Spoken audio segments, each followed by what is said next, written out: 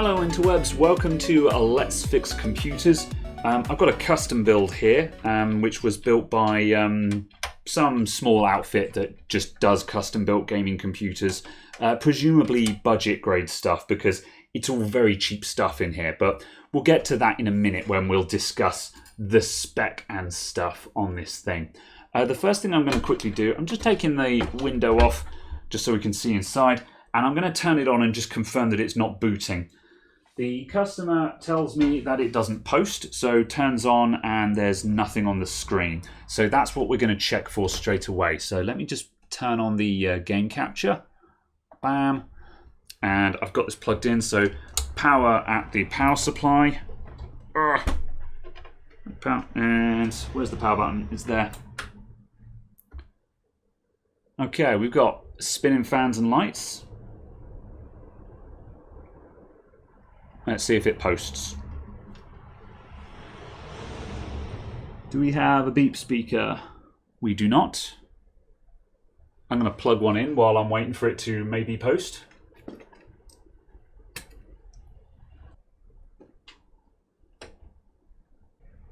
Okay, speaker's connected. It's not making any noises, but it may have already made any beeps that it was going to. We seem to have no post here, so there is our problem. So, as I'm sure you guys have started looking already, this thing looks pretty cheap on the inside, and nothing doing. Not everyone can afford to have a super expensive computer. So, you know, I'm not going to knock someone for buying a budget PC. However, obviously budget is only good when it works. I think this has been built with a mixture of sensibleness in mind. It's a GameMax chassis, and GameMax, I like GameMax. They make really great budget stuff. We've got a CIT power supply, which I don't like. Not a fan of CIT. It says it's 80 plus bronze rated, and normally if you got an 80 plus bronze sticker on something, it'll be okay. However, I don't trust CIT as a brand just flat out. The rails on this are, you know, the 12 volt rail is 34 amps, which is sure, that's good enough, I guess. Actually, what are the numbers on that? 12 times 34. That's 408 watts on the 12 volt rail on a 500 watt power supply. So, fine. That is good enough. It's not great, but it's not horrendous either, you know. A good power supply will do the maximum label wattage on the 12 volt rail alone, and a slightly cheaper power supply will normally do most of it. So like a 500 watt power supply, a mediocre one will do, say, you know, 460, 470, maybe 480, that kind of area. It'll almost reach the label wattage on the 12 volt rail alone. But if you buy a Corsair or something like that, it'll do at least 500 just on the 12 volt rail. So that's how you can very quickly just glance at a power supply and know whether it's TAT or not. So yeah, we've got a really cheap looking aftermarket cooler on there, which is probably fine. But yeah, it just looks like a cheap Chinese one. It's one of the old knockoff Zalman coolers. Unless it really is a Zalman, it might be. I doubt it, but it might be. It's a 3-pin fan, so no, I don't think it's a Zalman. The motherboard, I can't see the model. I think the model number is hidden underneath the graphics card, but it's a small... is that an ITX? It might be, but it's a very small, cheap-looking board that concerns me. LGA 1155, no idea what CPU is in it. We've got a Kingston SSD up here, and again, that kind of tells me that, like, that looks like an SSD now. That's a super cheap SSD, but it's still Kingston. It's not some unbranded Chinese thing. So, like, the person who built this PC, I think there was actually an attempt to build something that's not awful. However, that motherboard is the bit that concerns me the most. I think that motherboard was literally the cheapest one they could find. So, at any rate, let's start doing some diagnostics. So I'll turn it off. Let me see, have we got onboard video? We've got onboard video. So the first thing I'm going to do is I'm just going to take the graphics card out, and we'll see if it will run with the onboard video. Ugh. And yeah, we've got to undo the back of the case for this.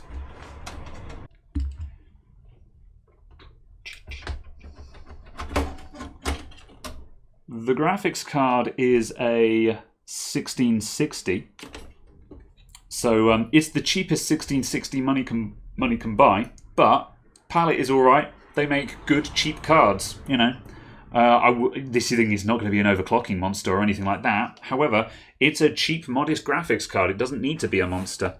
That's probably... I think that's absolutely fine, that thing. Can I see any screaming issues in here? The front panel wiring is wired up correctly. That is fine. I'm going to disconnect that SATA cable just so we're not trying to boot at any point. Yeah, that's fine. The power supply connectors are in properly, just about by the skin of their teeth. The locking connector isn't quite shut. So you see that there. If the connector isn't shut, it's not in properly. Now, that I don't think is going to be our problem, but if the locking connector isn't shut, it's not in. That's the rule. That is the only rule. Okay. I think that's all I'm going to do for now. There's a couple of bits I don't like. I don't like the way this USB 3 header is kind of conflicting with the CPU cooler.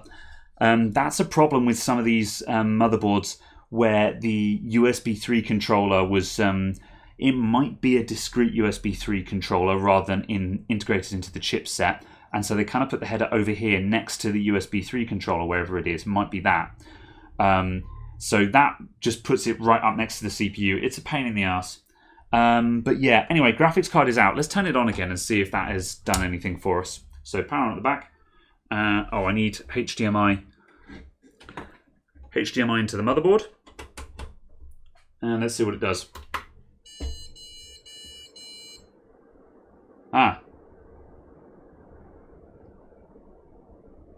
That was 4 beeps. It probably was doing that on the previous attempt, but we didn't hear it because I didn't plug in the beep speaker until after it had done the beeps. Right. Beep code. 99 times out of 100, any beep code is going to be memory. So memory out, memory in.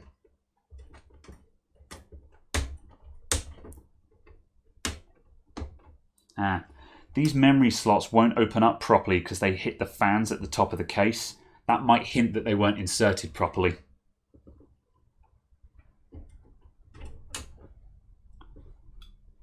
This is the cheapest memory that they could probably get hold of. I can't see any brand on this at all. Am I going to take the motherboard out to make sure that these are in properly?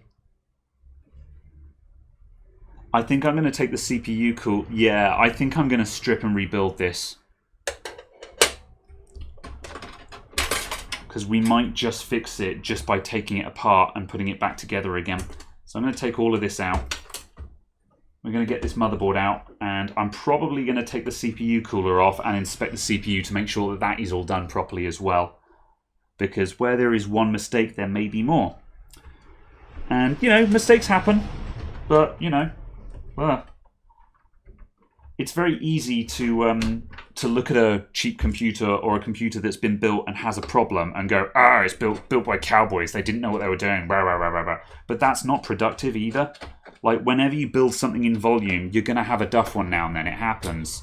Hell, you know, now and then I fix a computer, and now and then a computer that I have fixed comes back in, and I have to fix it again under warranty. That's part of the job. It happens. The important thing is how you handle it and whether it was an accident or not. You know, like, if you find really sloppy workmanship, like, you know, that connector, I'm really picking at them when I'm saying that the ATX connector wasn't closed properly. However, you know, if we find that the CPU hasn't been installed properly and things like that, that kind of swings this from just a one-time accident into just sloppy workmanship, you know. So... I'm not going to jump down anyone's throat right now. I'm just making observations as I see them. Yep. Good thing about a really small motherboard, it comes out very easily. Oops, USB.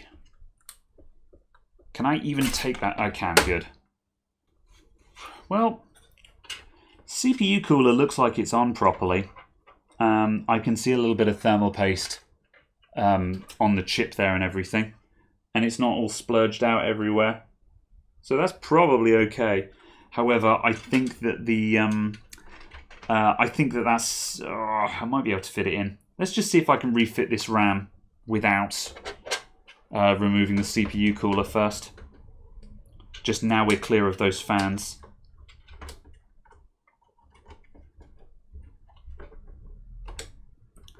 I wonder if they actually bought this low-profile memory specifically because they couldn't fit anything past this CPU cooler. In which case, it begs the question, why the hell are you using this CPU cooler? Unless they literally bought a whole bunch of them from Shenzhen for £1 each or something.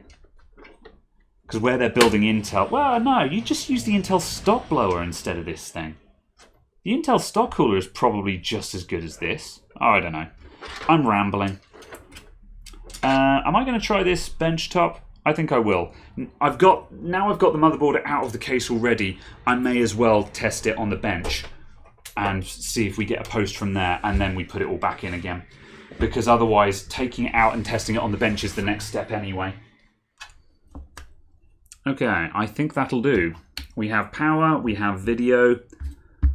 Plug the power supply in. And power on. Nope, still 4 beeps. 4 beeps and then nothing else. Well then.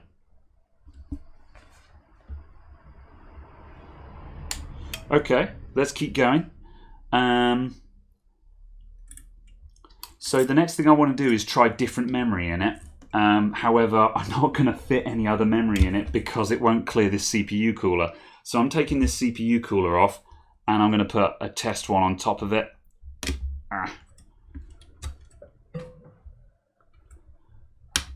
Ow! Oh! Oof, it bit me. Ow. Whew. I pressed down on the release trigger, and then when the force of the spring pushed my thumb up into the metal fins. That hurt. I hate spring clip CPU coolers. Oh, awesome. It's not actually copper. Is that just orange aluminium? Because of course it is. That's pretty naff. Is that real thermal paste? Kind of, but there's not a lot of... Well, I guess there's enough, isn't there? You don't need a lot of thermal paste for it to do its job. Actually, does my cooler fit on that? Oh, mine will go on there anyway. I'm going to stop. What is the CPU? The CPU is an i7 2600. So this computer is quite new. So they've used an old second-hand platform in here. It's quite possible that this motherboard is reasonably new, or it's new old stock. I'm not sure about running an i7 in a motherboard like this. That as well might be an issue here. Not sure how electrically hungry the 2600 is, but bearing in mind we've only got a 4-pin EPS connector here and 1, 2, 3 plus 1 phase VRM. So, you know, it's not a strong motherboard, and they've put an old flagship CPU in it. Well, it's not a 2700K, but it's an old near flagship CPU. That's not ideal. Let's stick some old DDR3 in it. Okay, we're all set. So we've now got a different CPU cooler and different RAM on top of it. So let's give that another whirl and see if it starts.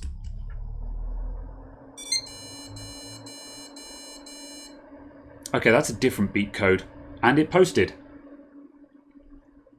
Right, I'm going to turn that off and turn it on again. Because it should have just beeped once. That just coughed out a whole load of beeps when what it should have done was just go beep. So turn it off, turn it on again, see if it gives me one beep.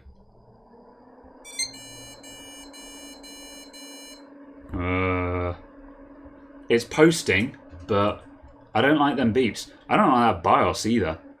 It looks like a legacy BIOS, but it's UEFI. What the hell? What motherboard is this? Okay, I'm going to move that memory stick to another slot. This is the last thing I can try today because I'm out of time. Because I just had a load of customers that I just served and they blew the last out of my schedule today. Ugh. I have places to be. Alright, let's try that one more time with the memory in another slot and see if we get a different result. Is that closed? Yeah. These DIMM slots feel really naff to open and close. It doesn't inspire confidence.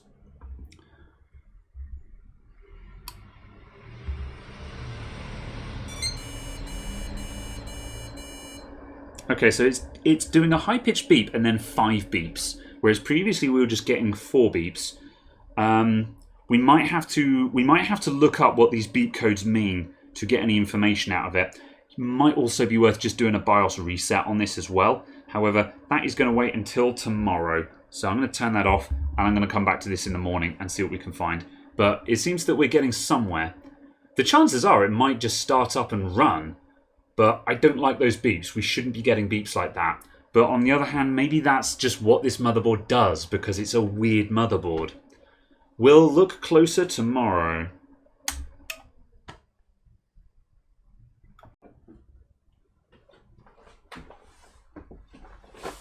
Ugh.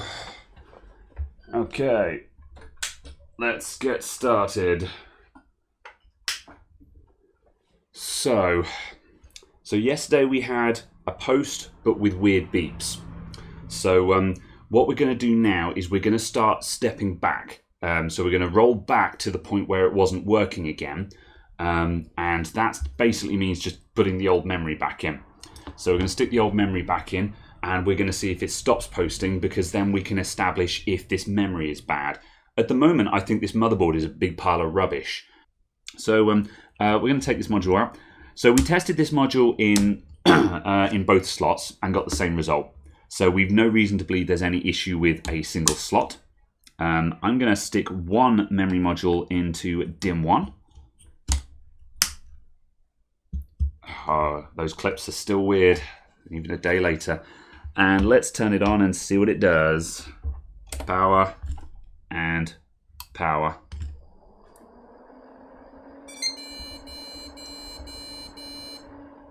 Okay, that did the same thing. And it posted. Cool. Okay, so now we're going to try the other memory module. So what does it mean if it actually starts posting now with the same memory in that it wasn't working with before? We'll get to that in a moment. I've just realised that I can actually use this widget that I made ages ago that has power buttons and lights onto it. It's a little connector block that I put some single buttons and LEDs on. The problem is, though, it's only compatible with like a couple of motherboards. It's a lot easier than poking things with a screwdriver, though. Okay, other memory module. I really want it to not work with this memory module in, because then it means we've probably got a bad memory module, and that will explain away all of our problems.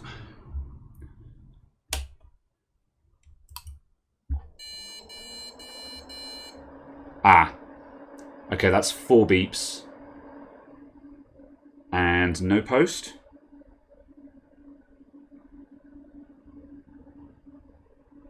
No post, yep. 4 beeps and no post instead of a weird 5 beeps and a post. So it looks like we've got a faulty memory module. No problem. Okay, so that's crap. I'm going to mark it with a Sharpie.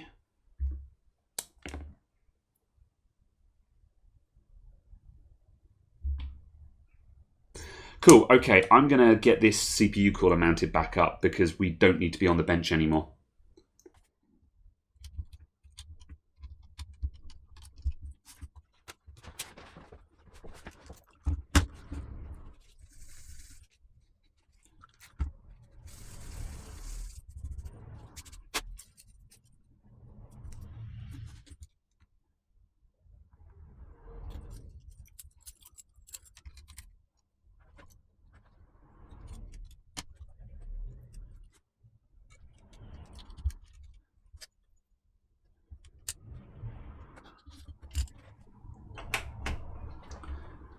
Okay, right, we are all connected back up. I've gone all in on this and put the graphics card in and everything, as you can see. So at this point, we should see the computer start up and boot into Windows. So power is on at the back. Monitor is plugged into the graphics card. Let's go. I unplugged... Oh, no, I didn't unplug the thing. There we go. Okay, we got different beeps out of it that time. Maybe those extra beeps were just to do with stuff being not connected. So that was still a bit of a weird beep it gave, but that was close enough to a single beep as far as I'm concerned. Booted straight into Windows, really quick startup, no worries. Cool, and that's a gaming PC that's just booted up there. Okay, we have 8 gigs of RAM, so it was a 16 gig kit. I stand surprised. It did have 16 gigs of RAM. So, yeah, cool. Okay, so they need another stick of RAM in there. And I think what I'm going to do, I'm going to run memtest on this stick that we've got here just to confirm that one's okay. Because that'll let me know whether I should buy another kit or if I should just jump on eBay or Amazon and just find another 8GB low-profile DIMM module to match this one. So, yeah, I'm going to grab memtest. Now, if you want to test memory on a computer, you can use the built-in Windows memtest. If you do a Google search on Windows memory test, you come up with plenty of guides on how to do that. I use memtest 86 because I already have that downloaded onto a flash drive, so it's easier and quicker for me to just plug this in, disconnect the SSD, and turn the computer on, and it'll just automatically start testing the memory for me. So, power on. So as you can see, we're now running memtest on that. Does it tell me much about the speed? Memory test is a bit difficult to read for speeds and things like that because it shows the megs per second and that kind of thing. So yeah, I'll do some more research on this just to see if I can find an exactly matching memory module. However, in any case, I'm going to leave this to run now just to make sure that this particular module is also still good. And then I need to talk to the customer to find out what they want to do about it, because also this computer is new according to the customer, so they should have a warranty on it. So I need to talk to them and find out whether they're going to go back to the person they bought it from and get them to pay for repairs, or whether they're just going to pay me to just make it work, or what. So yeah, because it's up to them. In any case, I'm going to leave this to run. See you guys in a bit. This thing has made it through a full pass of memtest now.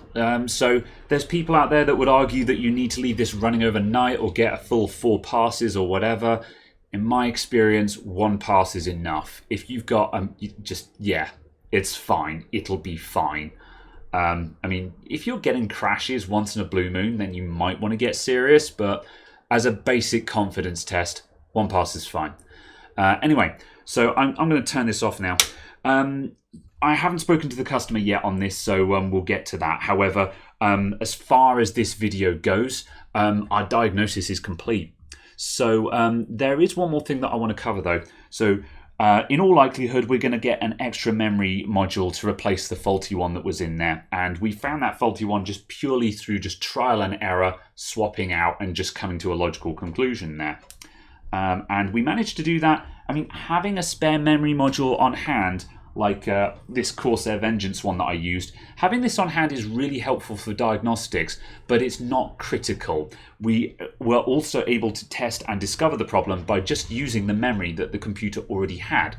So if you're working at home and you don't have a shop full of spare parts like I do, you can still do diagnostics just through logical trial and error.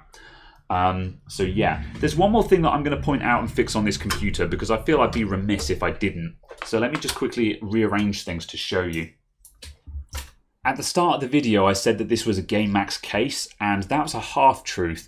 I actually just went to look up exactly which case this one was because I'm about to berate it. However, it's technically not a GameMax. It's made by the same company that manufactures the GameMax cases. However, this one doesn't actually have GameMax written on it anywhere, and when I looked on the GameMax website, they don't have a case that has this front panel on it.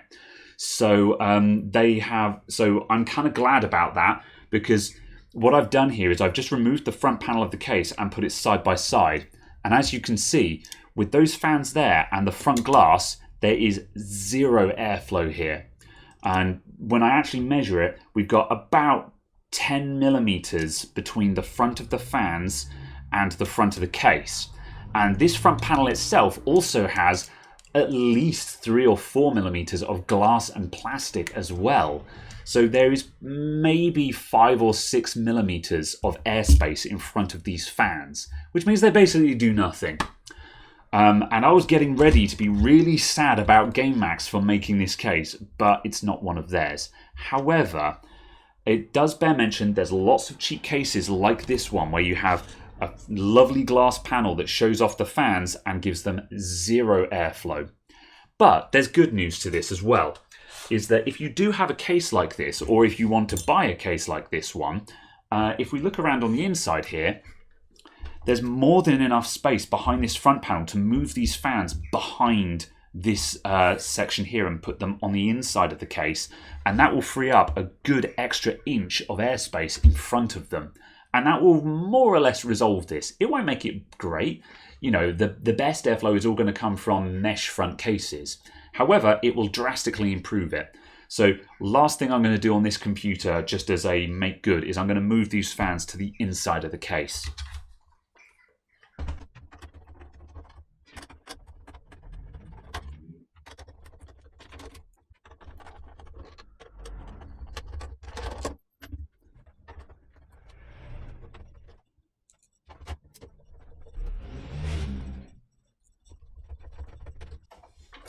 And there we go. So now those fans are on the inside of the case. We've now given it a huge air, well, I say a huge, we've given it a modest air gap at the front so the air can actually flow through the vents and go into the fans. So that's going to massively increase the incoming airflow. I mean, not that this particular system drastically needs it, it's not a hot running system this, but on principle alone, we've made it better. And that is what we are here to do, basically. If you're fixing a computer, your object is to try and make it better in any way you can, basically. So that's that. I'm going to wire these fans back up. So these are 3-pin fans with a 4-pin Molex tail on them. There's not much I can do about this because this motherboard has only got, it's got a single chassis fan connector on it.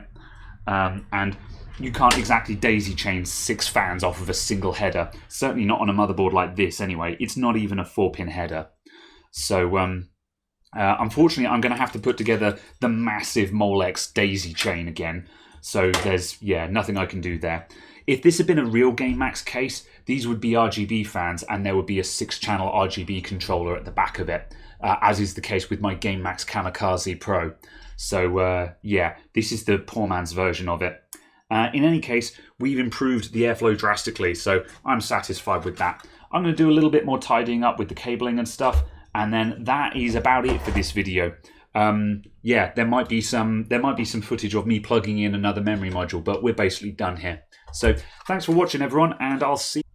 No, screw that. That's not the end of the episode. I'm fixing these cables. I'm going to do what I can with them anyway.